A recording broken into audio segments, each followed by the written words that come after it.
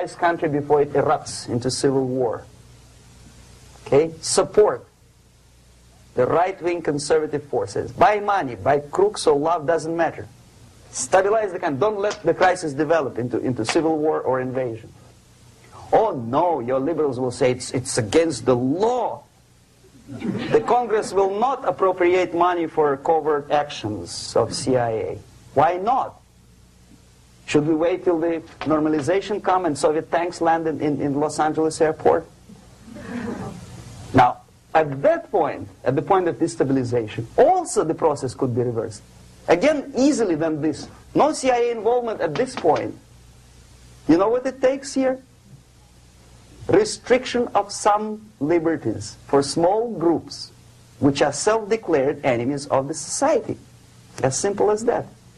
Oh no, the media and liberals will tell you this is against the American Constitution. How can we, by force, deny the civil rights to criminals, for example? It's not good. Okay? So we allow them to. Okay, if you allow the criminals to have civil rights, go on and bring the country to the crisis. This is a bloodless way to do. Curb the rights. I mean, not to put them in prison. No, I'm not talking about putting all the gays from San Francisco in the concentration camp. Do not allow them to take political force. Do not elect them to the seats of power, whether it is municipality level, state level, or federal level.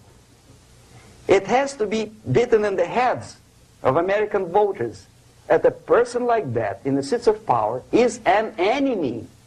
Do not be afraid of this word. It is an enemy. If he is not an enemy here, he will be here. Later on, he will be shot, of course. But at this point, he is an enemy. Okay? You are doing great service by denying him a right to capitalize on his own crazy ideas and become a powerful man, a man who uses the seat of power. Restriction of certain freedoms and permissiveness at that point would prevent sliding into crisis and probably will return the process of destabilization. To curb unlimited power, monopolistic power of trade unions, here, at that point, would save economy from collapsing. To introduce a law to stop private companies of raping public opinion's mind in the direction of consumerism. No company must have a right to force you into buying more unless you want it. There must be a law. You want to advertise your car? Okay. But not a single mentioning of buying it now and saving money. It must be against the law to force people to consume more. Self-restraint. Previously, before this process started, the self-restraint was a business of church, religion.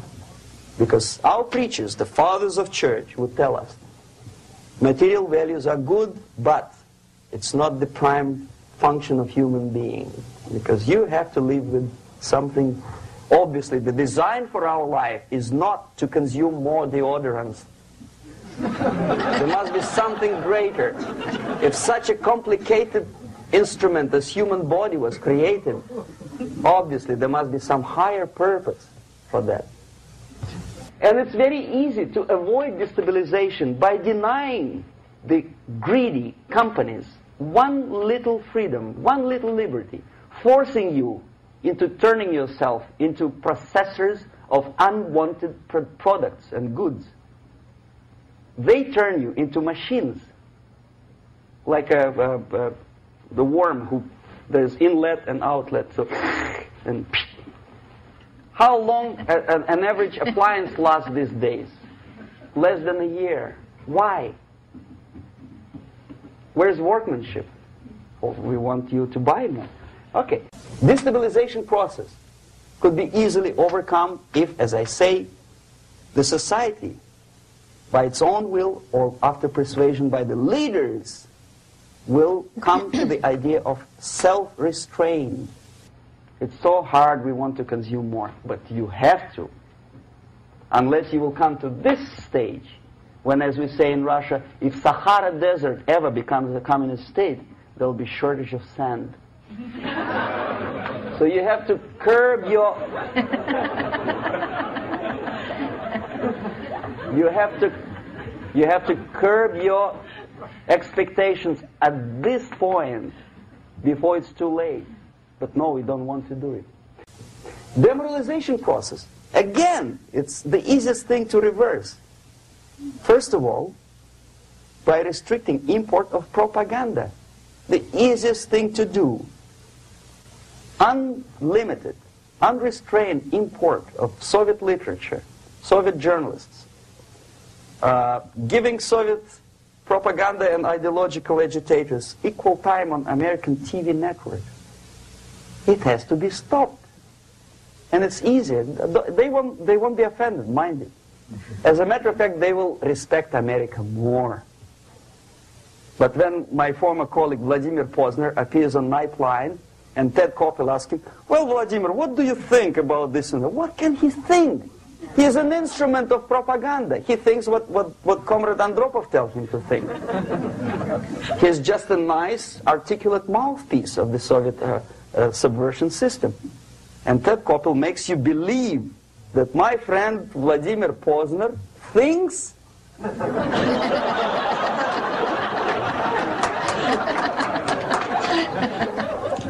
the process of demoralization may not have started at all if at that point the country, which is a recipient of subversion, actively, not violently, but actively, prevents importation of foreign ideology.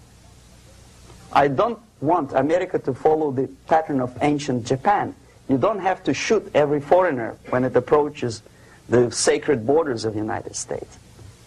But when he offers you a junk in the disguise of very shiny something, you have to tell him, no, we have our own junk.